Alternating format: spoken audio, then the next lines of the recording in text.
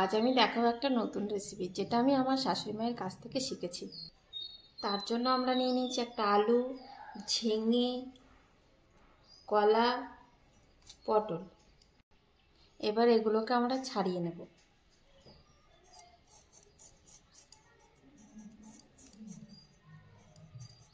সবজি ছাড়িয়ে আমরা সবজির খোসাগুলোকে ফেলে দিই, সেইগুলো দিয়েই আমরা আজকে রেসিপি তৈরি করব।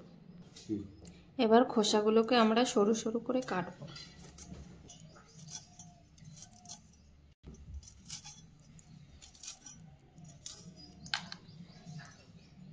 সবজি কাটার আগে একবার ধুয়ে নেবেন। আবার আমরা কাটার পরে সবজি খোসাগুলোকে 2 থেকে 3 বার ধুয়ে নেব।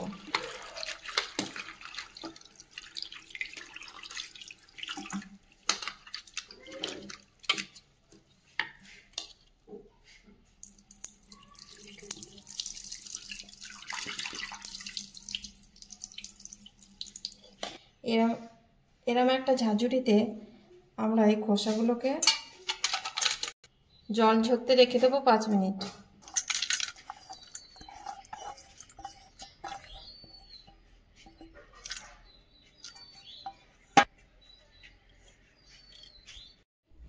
জল ঝরে গেছে, এবার কড়াই চাপাবো। কড়াই দিয়ে দেবো একটু তেল। আমি সরষের তেল ব্যবহার করছি, আপনারাও সরষের তেল ব্যবহার করবেন, টেস্টটা ভালো হবে। গরম হয়ে গেছে, এবার দিয়ে দেবো একটা শুকনো লঙ্কা, রসুন,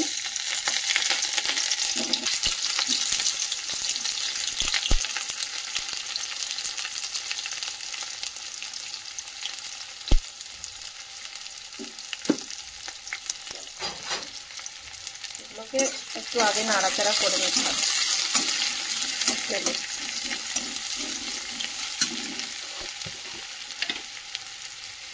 এবার দিয়ে দেবো একটু স্বাদ অনুযায়ী লবণ।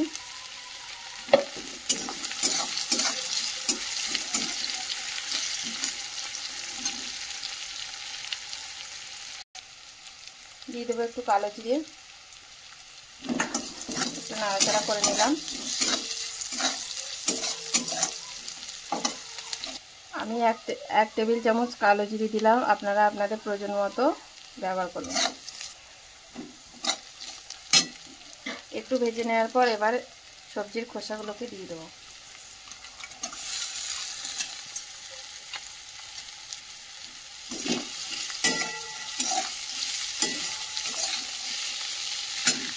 ছোটো চামচের হাফ চামচ লবণ দিয়ে দিলাম, কেননা সবজির খোসায় তো লবণ দিতে হবে একটু ভালো করে। তাহলে নিতে হবে সামান্য হলুদ।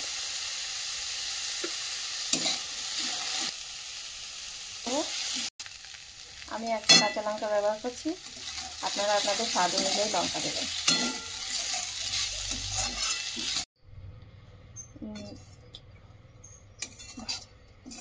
ভাজা হয়ে গেছে, এবার 10 মিনিট ঠান্ডা করার জন্য রেখে দেবো। ঠান্ডা হয়ে গেছে, এবার এগুলোকে আমরা বাটার জন্য তুলে নেব।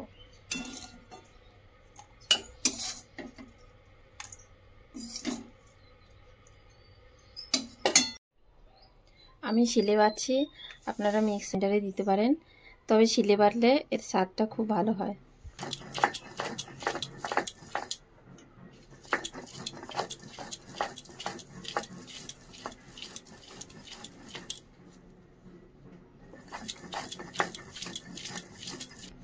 এই বাটা খেতে খুব টেস্টি, গরম ভাতের সাথে আপনারা অবশ্যই বাড়িতে ট্রাই করে দেখবেন, খুব ভালো লাগবে খেতে।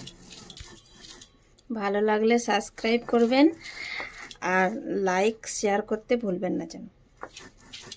আমাদের বাটা রেডি। আপনারা যদি গ্রাইন্ডারে দেন তাহলে একটু জল ব্যবহার করবেন।